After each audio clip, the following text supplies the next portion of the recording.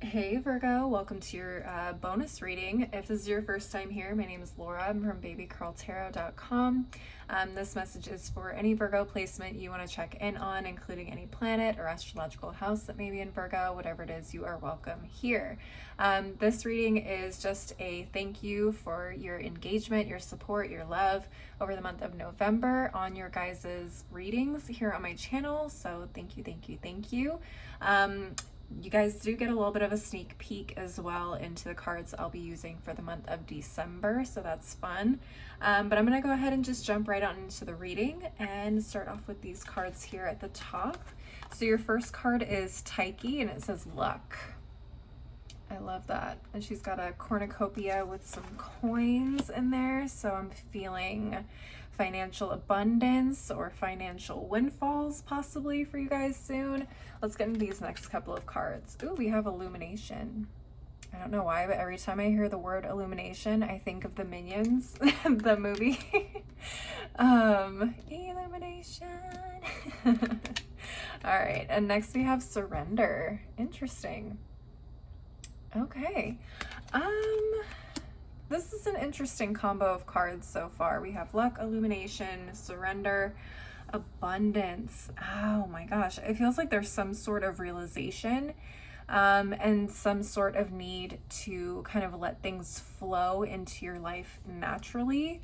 That could help kind of aid in some, sort of luck or something, very unexpected coming into your life. This is kind of a timeless reading, so I would say in the next few days, but it's timeless, so from whenever you see this.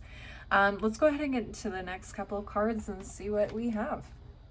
Okay, we have Saturn, the planet of wisdom, structure, discipline, responsibility, self-control, ambition as well. Okay, what else do we have? Jupiter, look at that.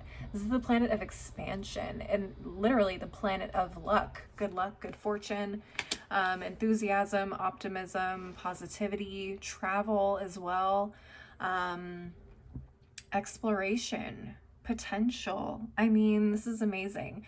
So it feels like it's a combination of hard work and then just kind of coming into being at the right place at the right time. It just feels like the planets are aligning for you here in some sort of situation. So whether that's financial abundance or in any other type of situation that maybe you've been hoping for some luck in, this could be a really good sign for you guys. I'm excited. Let's get into the tarot and see what you guys need to hear. Spiritual team, Divine Feminine Tarot, what messages do you have for the Virgo collective at this time? What messages do you have for the Virgo collective at this time? Let's get into it.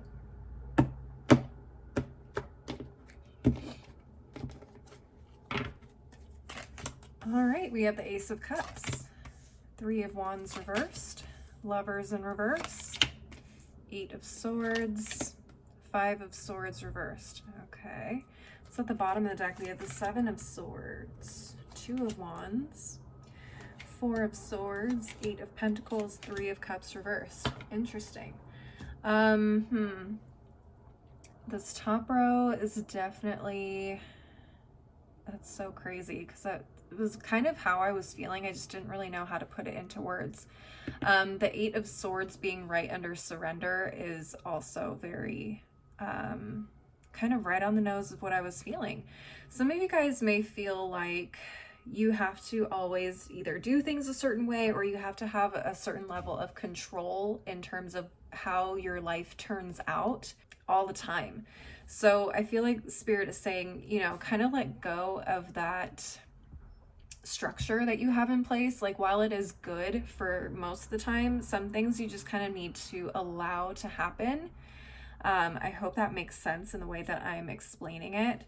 But the Five of Swords in reverse is saying stop resisting or stop fighting so hard for this. And I know that's counterintuitive when we want something so badly. Assertiveness is usually the best way to go about achieving something. So again, it's kind of, I don't know how else to explain it, but you guys need to surrender in some point and just kind of let go and let God, as they say. I'm not being spiritually or religiously particular here. But there is something in your life that you kind of just need to let happen and allow it to come to you in an unexpected way. And I see the Ace of Cups here in the upright, so it's telling me that there is something overflowing. There is something on its way, a new opportunity, something very unexpected but very fulfilling for you emotionally speaking, whether that is abundance in finances, an abundance of socialization, or a new home, a new car, whatever it is. It feels like the universe is ready to overflow and kind of give you something that you have been wanting so badly, but they're saying stop trying to make it happen your way and just allow an opportunity to come to you and present itself. Again, I know it's super counterintuitive, but that's what I'm getting here. I feel like a lot of you guys have been really working hard on your strategy. Okay, we have the Seven of Swords, the Two of Wands. Two of Wands talks about planning for the future ahead, or for a new venture, or making a decision between two potential options, two potential paths, right? Seven of Swords talks about strategy to me. So you guys, again, you guys have a very clear, defined way of how you typically like to move forward in situations like this. Spirit is telling me with this Four of Swords that you guys need to do a little bit of reflection, maybe a little bit of prayer, depending on what it is that you believe in spiritually. Meditation, whatever helps for you. Just take some time to really consider this particular situation that is popping up in your head right now as I'm doing this reading. Take time to think about that a little bit, because I feel like there are some messages or some insights that Spirit has for you that you cannot hear if you're constantly work. Does that make sense? Okay. It's like Spirit's trying to tell you to have a balance of, yes, have a plan, but also allow some room for it, or the universe, or whoever that you believe and work with spiritually, to come in and help you as well. Okay. It's not always up to you, but you have to kind of give some room for the universe to work with you and do its thing as well. So it's such a dichotomy for me, because it's like, on the one hand, they're like, yeah, you're doing great, sweetie. Like, the strategy, the plan, that's all wonderful, but don't forget to also not do everything yourself. So I don't know how you can find that balance, Virgos, but there is some balance that needs to be had here in terms of this achievement you're going after. So I don't know if that means taking a look at maybe some unique options in terms of, people, places, things that can help push this along for you, or maybe, just kind of stepping outside of your comfort zone in terms of who you would normally work with, or what types of, if it's a loan, what types of loans you would normally look at, or grants, or whatever the case may be. But exploring different options and not just trying to stick to the same old routine, the same old path that you normally take. I hope that makes sense. This is a really difficult one to explain, Virgos, so I hope I'm explaining it well. But essentially the bottom line is there is something that you've been doing that has worked up to this point. Some of that definitely hold on to, but let go of your expectations, or where things can potentially come from in terms of making this happen for you. Hopefully that makes sense. That is all I'm seeing for you guys with the tarot, though. I'm going to go ahead and move on to the final deck of the reading, which is going to be the Daily Crystal Inspiration deck. Spiritual team, Daily Crystal Inspiration, what final messages, advice, or encouragement do you have for the Virgo collective at this time? What final messages, advice, or encouragement do you have for the Virgos at this time? Let's see. First card, Sunstone, take pleasure in the things that you do. Okay. Interesting. I like that these two colors are very similar too. It brings light, it brings joy, creativity, not getting stuck in a rut too. I think this color is, shining kind of a light on something that maybe you need to switch up a little bit or just kind of let go of expectations with as well. Next, we have Jade, be the bigger person. Interesting. Very interesting. Huh. I did see this Three of Cups in reverse down here as well. I don't know if this is you letting go of someone that maybe you potentially work with, live with, in a relationship with of some kind, or a partnership with.